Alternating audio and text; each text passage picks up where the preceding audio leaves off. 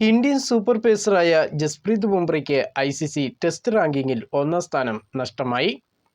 ICCയിലെ പുതിയ test ranking പുറത്തു വന്നപ്പോൾ ബുംറയെ മറികടന്നുകൊണ്ട് ഓസ്ട്രേലിയൻ പേസറായ മിച്ചൽ സ്റ്റാർക്ക് റാങ്കിങ്ങിൽ ഒന്നാം സ്ഥാനത്ത് എത്തിയിരിക്കുകയാണ്.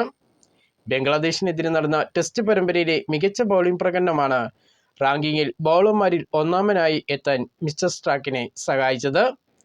അതേസമയം കഴിഞ്ഞ 2 വർഷമായി ടെസ്റ്റ് റാങ്കിങ്ങിൽ ഒന്നാം സ്ഥാനത്ത് തുടർന്നുകൊണ്ടിരുന്ന ജസ്പ്രീത് ബുംറ രണ്ടാം റാങ്കിലേക്ക് വീണു.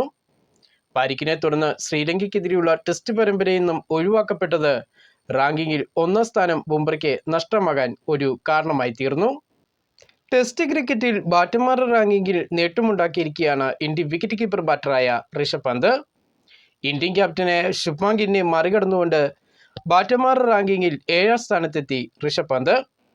ശ്രീലങ്കയ്ക്കെതിരെ നടന്ന ഒന്നാം ടെസ്റ്റിലെ മികച്ച ബാറ്റിംഗ് പ്രകടനമായിരുന്നു റാങ്കിങ്ങിൽ നേട്ടമുണ്ടാക്കാൻ പന്തിനെ സഹായിച്ചത്. ശുഭ്മാൻ ഗിൽ റാങ്കിങ്ങിൽ 8ാം സ്ഥാനത്തേക്ക് വീണപ്പോൾ മോശം ഫോമിൽ നിൽക്കുന്ന ഇന്ത്യൻ ഓപ്പണറായ യശസ്വി ജയ്സ്വാൾ ആദ്യ 10 റാങ്കിൽ നിന്നും പുറത്തായിരിക്കുകയാണ്. യശസ്വി ഇപ്പോൾ 11ാം റാങ്കിങ്ങിലാണ് ഉള്ളത്. ഇംഗ്ലണ്ട് താരമായ ഹാരി ബ്രൂക്കാണ് റാങ്കിങ്ങിൽ ഒന്നാമൻ.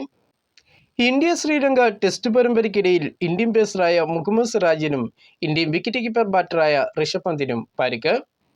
ഫീൽഡിങ്ങിനിടെ ക്യാച്ച് പിടിക്കാനുള്ള ശ്രമത്തിനിടയിൽ നിലത്തു വീണാണ് മുഹമ്മദ് സിറാജിന് വാരിയെല്ലുകൾക്ക് പരിക്ക് പറ്റിയിരിക്കുന്നത്.